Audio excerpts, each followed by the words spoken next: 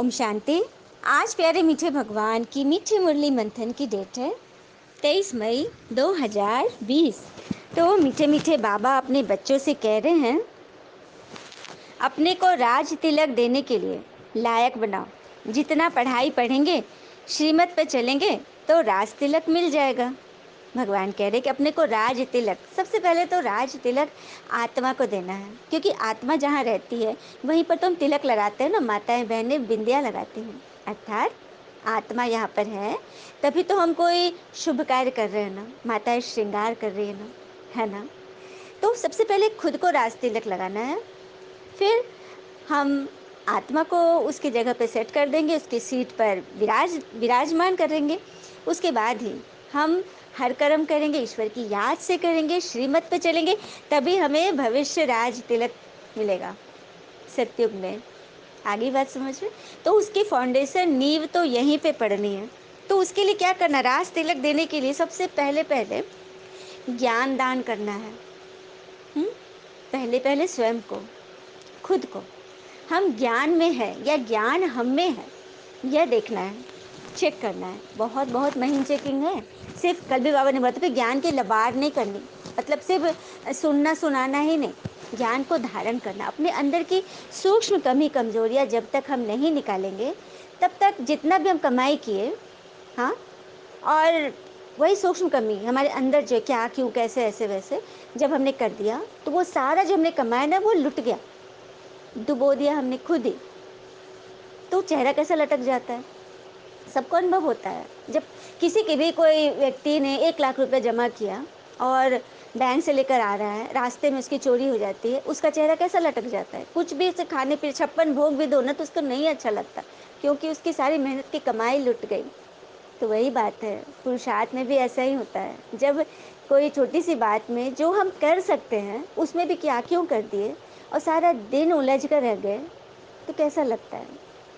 तो ज्ञान दान करना है खुद को, और खुद को जब करेंगे ना, धारणा ही होगी, तभी तो फिर हम औरों को भी सुनाएंगे। तो शिकार करना, बाबा एक वर्ड बोलते हैं, शिकार करना। अच्छा, शिकार किसका किया जाता है? राजा, कोई बहुत बड़ा राजा होता है, वो शिकार पे निकलता है तो किसका शिकार करता है? चूहों का करता है क्या? नहीं, वो शेर का शिकार करता है। आई बात समझ में? तो इस ज्ञान की बारिश, ज्ञान के तीर उन शेर बच्चों को लगाना है, जो बाबा के एकदम शेर बच्चे हैं, शेरनी बच्चियां हैं, है ना। तब तो आप बड़े राजा कहलाओगे। हाँ, और राजा, हाँ चलो, हम किसी को राजा बनाए, हाँ, आप समान बना दिए, अपने से भी ऊंचा भी पढ़ा दिए, अच्छी रीति चलाए उसको, ठीक है। लेकिन क्या प्रजा नहीं बनाएंगे?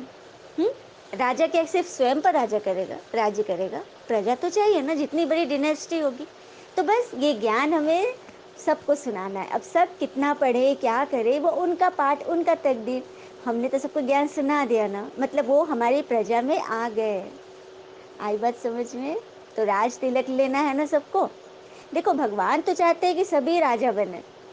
अब हम राजा वाला पढ़ाई न पढ़े, प्रजा वाला ही पढ़े, तो बाबा क्या करे, है ना। बड़ी बात। प्रश्न है, किस स्मृति में रहो तो रावणपने की स्मृति विस्मृत हो जाएगी? किस याद में रहेंगे तो जो रावणपना हमारे अंदर है ना, हाँ, आसुरी बुद्धि, काम क्रोध लोभ मोह अहंकार ईर्ष्या आलस्य राग द्वेष भय अलबेलापन इत्यादि इत्यादि, इसमें सबसे बड़ा जो मुझे लगता है ना, व्यर्थ बातें सुनना सुनाना और सोचना। कई आत्माएं ये भी कहेंगी कि परिवार में है जिसको आदत है गॉसिप कर रहे हैं, वहाँ से उठ जाओ तो उनको खराब लगता है, उनकी बात न सुनो तो उनको खराब लगता है, डर लगता है। तो इसमें यहाँ पे बहुत बड़ी बात है कि चलो वो आपको वैर सुना रहे हैं, हाँ, इसका उसका गॉसिप कर रहे हैं, आप सुन भी रहे हो ना, डर के भी सुन रहे हो, तो उनको तो आदत पड़ गई आपको सुनाने की, हाँ। आप सुन रहे हो तभी वो सुना रहे हैं।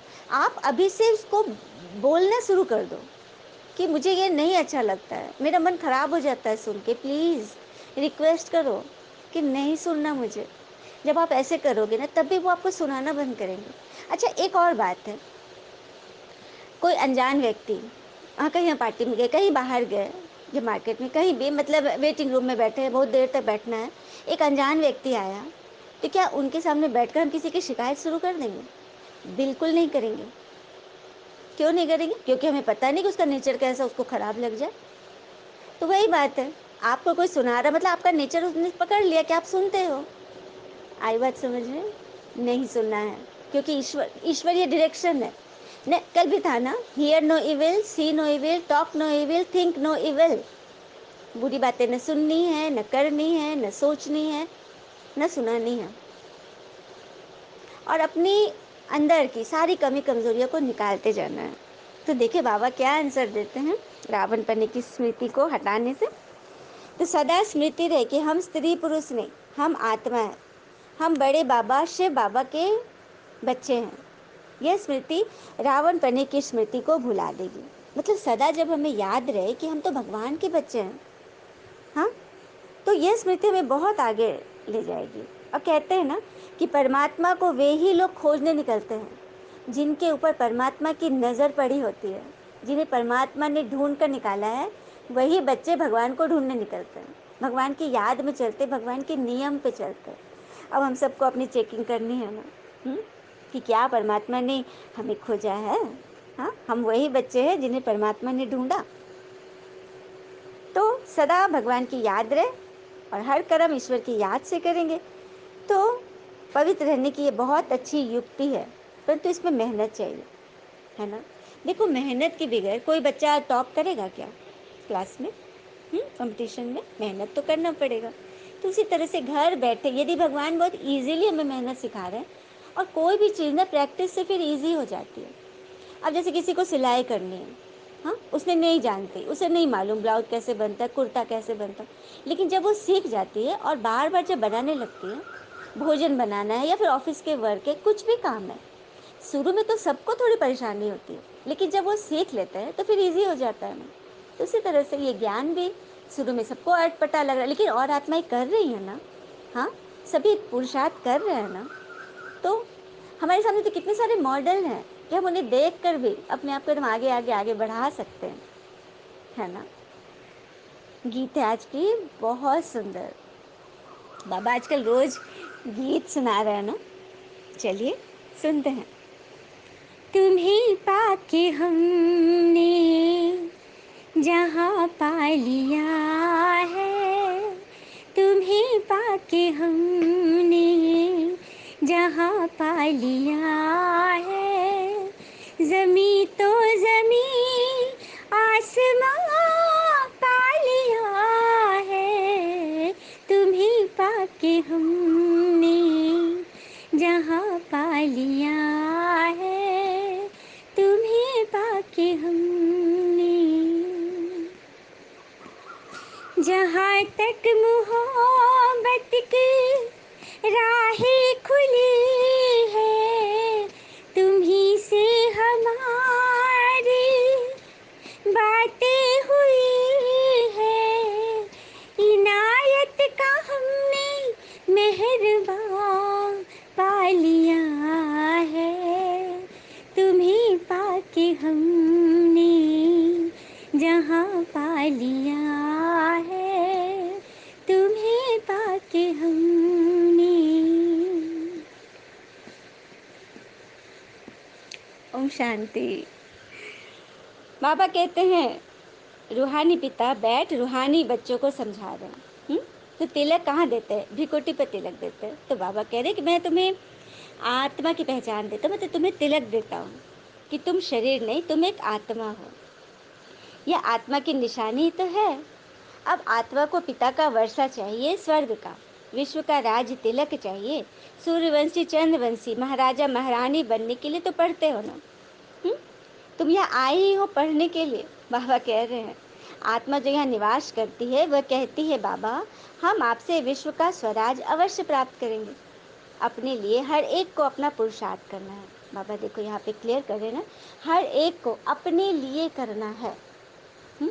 जब हम खुद अपने मन के बत्ती जलाएंगे, आत्मा की बत्ती जलाएंगे, तो उनसे हम कितनी सारी बत्तियाँ जला देंगे।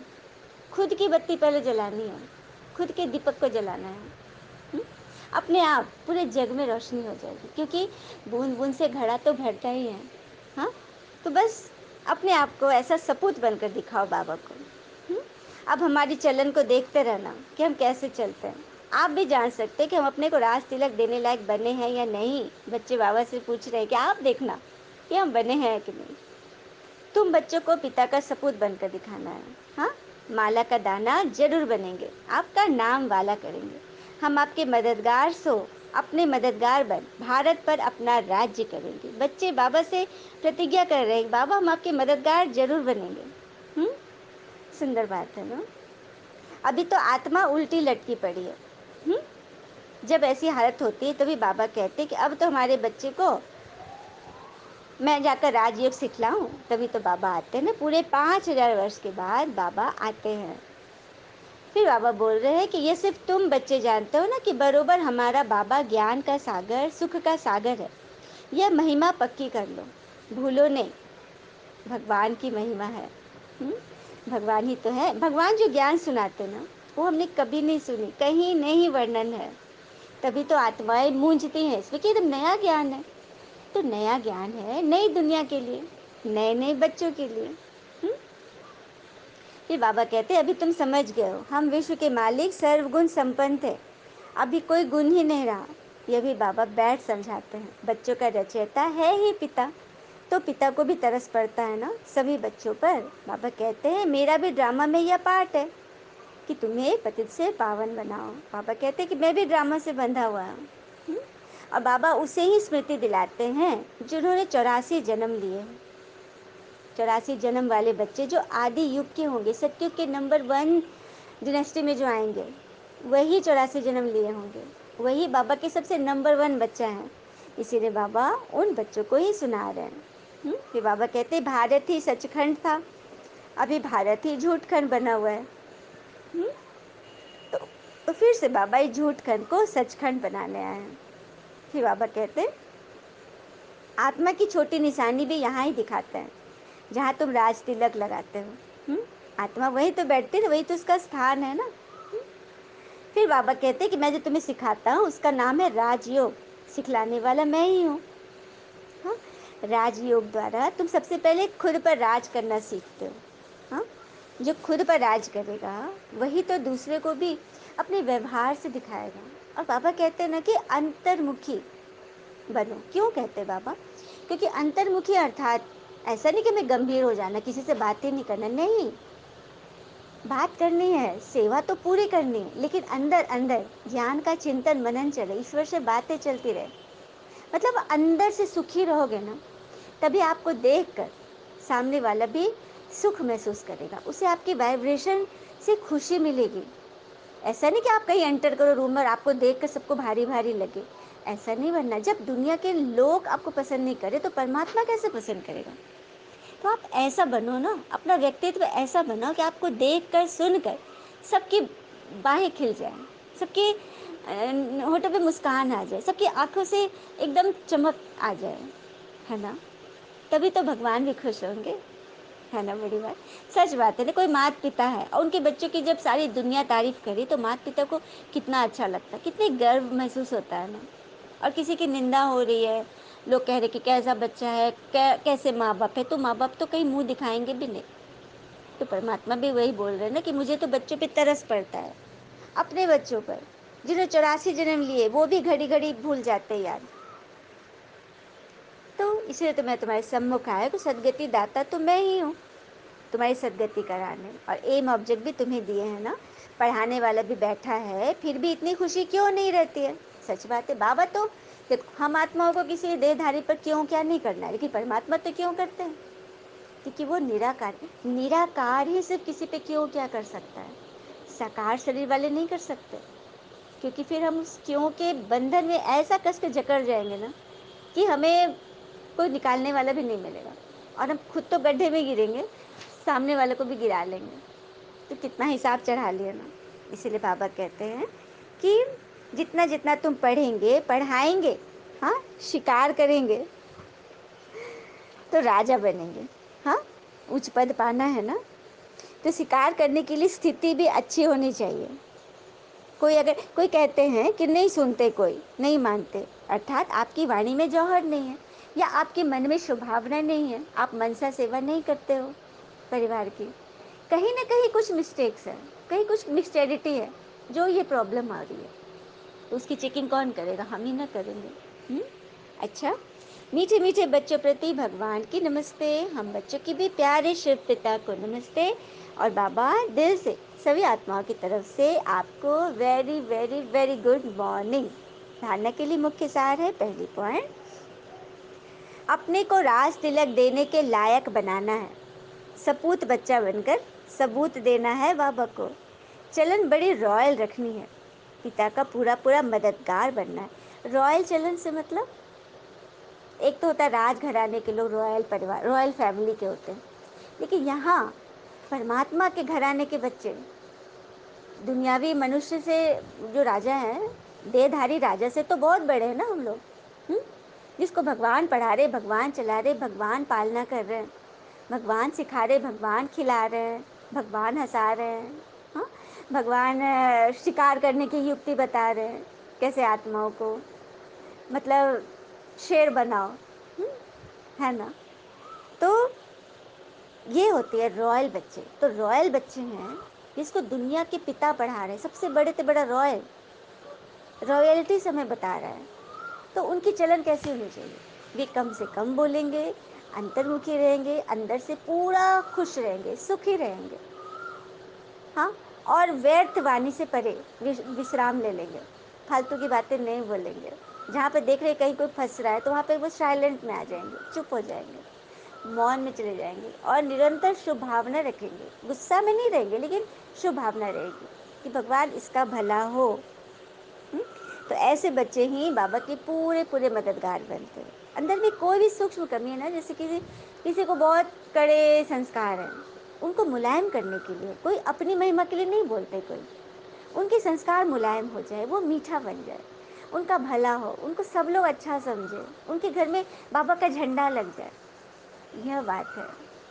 दूसरी पॉइंट है, हम स्टूडेंट हैं, भगवान हमको पढ़ा रहे हैं, इस खुशी से पढ़ाई पढ़नी है, कभी भी पुरुषार्थ में दिल शिकस्त नहीं होना है, दिल से हार नहीं खानी है। हुँ? कहते हैं ना कि whenever you get pain in your life, just think about the full form of pain, positive attitude in negative situation. Very nice, PAIN, फिर से ध्यान दीजिए। पेन को हम समझते हैं positive attitude in negative situation, मतलब हर नेगेटिव, नकारात्मक परिस्थिति में हम पॉजिटिव कैसे रखें रहे, वह है पेन का रियल अर्थ। तो जब भी जीवन में पेन आ रहा है तो बस इस बात को समझ ले, दर्द में हम हैं तो इस बात को समझ ले कि हर परिस्थिति में हमें कैसे पॉजिटिव रहना है, ये हमारे लाइफ को एकदम चेंज करेगा। हुँ? और ऐसा बने कि हमसे मिलकर कईयों की कितनी सारी उनकी उम्मीदें खिल जाए, कि किसी के जीवन में एक नया प्रकाश उदित हो जाए। जैसे एक बार एक लड़का युवक एक जूते की दुकान में जाता है। हुँ? उसके बोलने का लहजा गांव वाले की तरह था, परंतु ठीक ठाक था। उम्र 22 की रही होगी। दुकानदार की पहली नज़र उसके पैरों पर गई। पैरों पर लेदर के शूज़ थे। हाँ, बड़ा अच्छा था, ठीक था। दुकानदार पूछता है कि क्या सेवा करूं? लड़का बोलता है मेरी माँ के लिए चप्पल चाहिए, किंतु वो टिकाऊ होनी चाहिए। तो दुकानदार पूछा वे आई हैं क्या, उनके पैरों का नाप?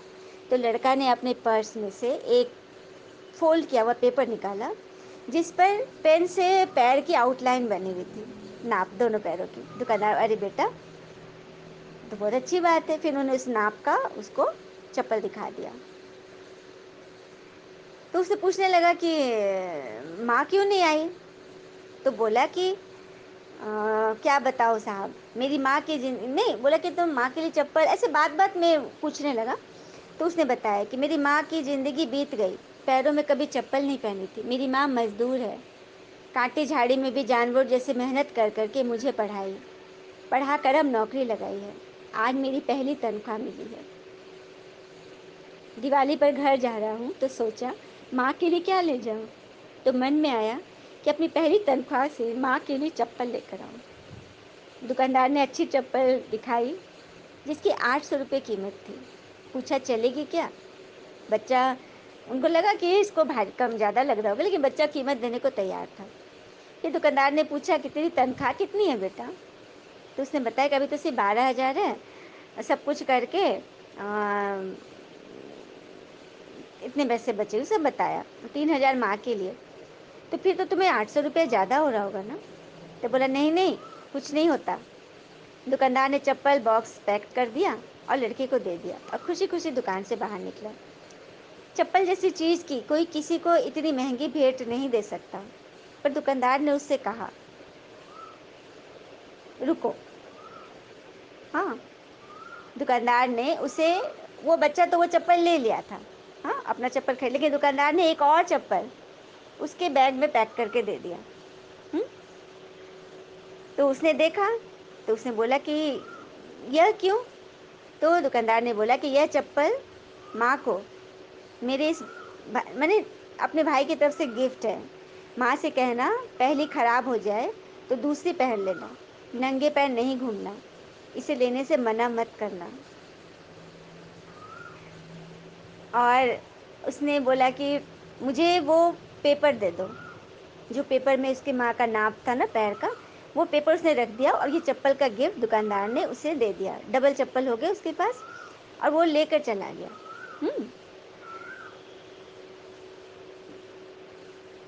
फिर दुकानदार ने उससे पूछा कि क्या नाम है तुम्हारी माँ का? लक्ष्मी। फिर दुकानदार ने बोला कि उन्हें मेरा प्रणाम करना। और वो पेपर लेकर के दुकानदार अपनी दुकान के पूजा घर में उसने उस कागज़ को रख दिया। दुकान के पूजा घर में कागज़ को रखते हुए दुकानदार के बच्चों ने देख लिया और उन्होंने पूछ ही लिया कि ये क्या है पापा? दुकानदार ने लंबी सांस लेकर अपने बच्चों से बोला, लक्ष्मी जी के पग है बेटा, एक सच्चे भक्त ने उसे बनाया है, इससे धंधे में बरकत आएगी। बच्चों ने, दुकानदार ने और सभी ने मन से उन पैरों को और उनको पूजने वाले बेटे को प्रणाम किया। माँ तो इस संसार में साक्षात परमात्मा है, बस हमारे देखने की दृष्टि और मन का सोच श्रद्धापूर्ण होना चाहिए।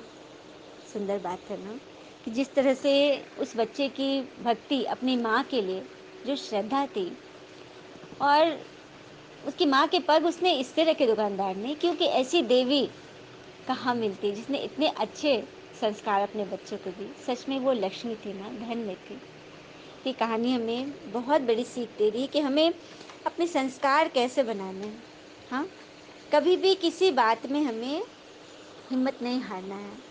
कहते हैं ना कि जब जीवन में बहुत तकलीफ़ें हैं तो ज़रूर सक्सेस हमारा इंतज़ार कर रही है। इस भाव में जैसे तूफान आ रहा है ना, तो समझना है कि अब तोहफा लेकर आएंगे भगवान, है ना बड़ी बात।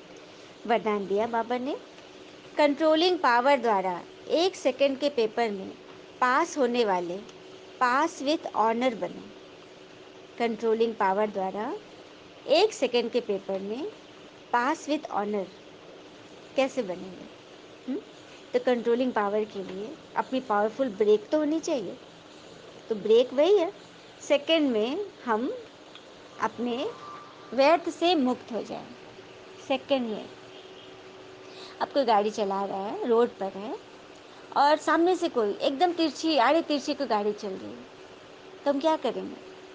झट से पावरफुल ब्रेक लगाएंगे ना, या फिर साइड हो जाएंगे, थोड़ी ना मुझसे भिड़ जाएंगे, है ना। उसी तरह से अभी अभी शरीर में आना और अभी अभी शरीर से न्यारे बन अव्यक्त स्थिति में स्थित हो जाना। जितना हंगामा हो उतना स्वयं की स्थिति अति शांत हो, इसके लिए समेटने की शक्ति चाहिए। कहते हैं ना कि कई परिवार में बहुत हंगामे हो रहे, बहुत केओस है, मन बिल्कुल शांत ही नहीं रह पाता, इतनी ज़्यादा नेगेटिविटी है। हाँ, तो उस वक्त भी हलचल में भी हम अचल रहे, तभी तो है भगवान का बच्चा बनने की निशानी। नहीं तो हम भी हलचल में आ जाए तो हम कैसे, किसी को तीर लगेगा हमारी बात का, है ना। तो अभी अभी शरीर में आना, अभी अभी शरीर से न्यारे। अब जैसे चलिए छोटी सी प्रैक्टिस करते हैं। अभी अभी घर में कुछ ऐसी बात हो गई, या शरीर के रोग हैं या कोई और घटना हो गई, हाँ बच्चे नहीं पढ़ाई पढ़ रहे, बहुत ज़िद्दी है, बाहर प्राकृतिक ऐसे प्रकोप है, इसके लिए तो कोई गिनती ही नहीं है। इतने सारे प्रॉब्लम्स हम बैठे-बैठे यदि गिनना शुरू करें ना, तो सुबह से रात हो जाएगी। इतने सारे प्रॉब्लम्स बिखरे पड़े हैं, हाँ, वायुमंडल में ही। उनके बीच भी हम अपने मन को कैसे शांत करें? हम किचन में हैं, कुछ काम कर रहे हैं, ऑफ़िस में हैं, कहीं भी हैं, मन फँस रहा है, बार-बार मन में वही चल रहा है, तो 1 सेकंड के लिए अपने को आत्मा देखिए। आँखें खुली रहे क्योंकि आप काम कर रहे हैं ना, तो आँखें तो बंद करेंगे नहीं। हुँ? चलते-फिरते करना है ना, पापा बोलते हैं ना। चलते-फिरते आँखों से देखते हुए अपनी आत्मा को देखें। मतलब मन एकाग्र कर लें, दोनों भौं के बीच। मैं आत्मा इस शरीर द्वारा यह काम कर रही हूँ। इन कानों द्वारा ये बातें जो भी हुई ना, मुझे फँसाने वाली मेरे शरीर को फँसाती है। मेरी आत्मा को कोई नहीं फँसा सकता, क्योंकि मैं आत्मा परमात्मा से कनेक्ट हूँ। मेरी लिंक परमात्मा से जुड़ी हुई है। इस तरह से अपने मन को एकाग्र कर ले। वो जो बातें हुई ना अभी जिसमें आप एकदम फँस रहे हो, वो सब कुछ 1 सेकंड आत्मा में टिक कर परमात्मा को पार्सल कर दें। फिर देखिए, आपके मन पर वो छाप पड़ेगी ही नहीं। आप उस परिस्थिति से सेकंड में ऊपर उठ जाएँगे। मतलब आपने पावरफुल ब्रेक लगाया थॉट को और आत्मा में टिक कर परमात्मा को सब कुछ शेयर कर दिया। है ना बड़ी बात? कितनी बड़ी चाबी है। कल बाबा ने बोला था ना, मेरा बाबा। यदि फिर भी हमारे विघ्न नहीं कम हो रहे, तो ज़रूर हमारी हमारे अंदर ही कोई कमी है। हुँ? है ना बड़ी बात? तो इस तरह से हर कर्म करते क्या हम 1 सेकंड के लिए अपने को पॉज़ नहीं कर सकते? हुँ? यही प्रैक्टिस करनी है। छोटी-सी कोई मेहनत है क्या इसमें? हाँ, आप सभी इसे अनुभव करें और अपने कमेंट बॉक्स में ज़रूर शेयर करें, ताकि आत्माएँ प्रेरित हों कि हाँ, आपने योग की प्रैक्टिस शुरू कर दी। हर काम करते, सारे दिनचर्या में आप कितनी बार बाबा को याद करें, कितनी बार बाबा से अगर कुछ बात नहीं भी हो तो थैंक यू कहने के लिए तो जा ही सकते हैं ना, बाबा को थैंक यू, हमारे पास भोजन आया, हुँ? एकदम हमारी पसंद का है, सब कुछ सब अच्छा है। थाली आई, बाबा को याद करें और शुक्रिया अदा करें और बाबा से कहें, बाबा हर भूखे को भोजन खिलाना, कोई भूखा न रहे। अन्नदाता को, लाने वाले, बनाने वाले, खाने वाले, देखने वाले, सुनने वाले, सबका कल्याण हो। ऐसी-ऐसी बातें सोचते हुए प्रकृति के लिए धन्यवाद, हुँ? सबका धन्यवाद करते हुए भोजन ग्रहण करें शुद्ध करके। 1 सेकंड में विस्तार से सार में आ जाए, तो ऐसे कंट्रोलिंग पावर ही विश्व को कंट्रोल कर सकती है। और यही अभ्यास अंतिम 1 सेकंड के पेपर में पास विद ऑनर बनाएगा, क्योंकि लास्ट समय में यदि हम अभ्यासी नहीं होंगे, तो हम सब भूल जाएँगे और हम फँस जाएँगे, हम भी माया के चक्की में पिस जाएँगे। बाबा खड़ा-खड़ा देखता रह जाएगा कि मेरे बच्चे भी पिस गए। सबने चक्की देखा है ना? चक्की में क्या होता है, बीच में वो पाटी होती है जिसमें काफ़ी सारे अनाज होते हैं जो पिस रहे होते हैं। लेकिन कुछ एक अनाज चिटक कर बीच का जो वो पोल होता है, उसमें छुप जाता है ना, घुस जाते हैं ना अंदर, तो उनको निकाल-निकाल के पीसा जाता है। होता है ना? तो बस बाबा बीच के वो खूँटा है, तो जो बाबा के बच्चे होंगे ना, वो माया की चक्की में, दुनिया की चक्की में, परिस्थितियों की चक्की में पिसने से बच जाएँगे। तो बाबा यही चाहते हैं कि जो मेरे साथ रहेंगे ना, वो प्रॉब्लम्स में पड़ने से बच जाएँगे, हर विघ्न से ऊपर उठ जाएँगे। तो बाबा के साथ रहना है ना, उनकी श्रीमत की छत्रछाया ओढ़नी है ना, वही हमारा कल्याण करेगा। बाकी दुनिया में कुछ भी नहीं है, क्योंकि साइंस की जो स्थिति हम देख ही रहे हैं, फ़ेल हो रही है, तो वहाँ साइलेंस काम करेगी, है ना? स्लोगन है, वानप्रस्थिति का अनुभव करो और कराओ, तो बचपन के खेल समाप्त हो जाएंगे। ये बचपन के खेल है, रूठना, मनाना, क्या, क्यों, ऐसे वैसे, हाँ, क्वेश्चन करना, ये सब बचपन के खेल, नादानी वाली चीज़ें हैं। इनसे ऊपर उठो। वानप्रस्थिति, वानप्रस्थ कोई वन में नहीं चले जाना है, बल्कि व्यर्थ वाणी से उपराम, परे हो जाना है, अंतर्मुखी, सदा सुखी। अच्छा, ओम शांति। शुक्र है मीठे बाबा, वो बाबा के प्यारे प्यारे बच्चे। Thank you Baba. All is well always.